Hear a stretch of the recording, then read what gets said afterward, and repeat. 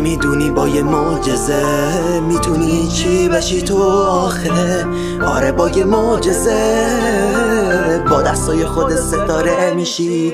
تیرگی ها رو بذار کنار و با ذهنت همه چی رو روشن کن. اون خاطراتو هم ببر با خودت، یادت باشه اونا رو خاموش کن. صبر داشته باش بالاخره اون گلای باغت باز میشن با اون غنچه های تازه‌شون. پریدی رو از ذهنت پاک میکنن. صبر دارم من، این دنیا تختر رنگاش نیست. صبر دارم من، این دنیا پوشتر حرفاش نیست. دنیا تک تک حرفاشو خوب به من یاد داده تا که بدونی تو اون روزا میاد که زندگی به کامت باشه.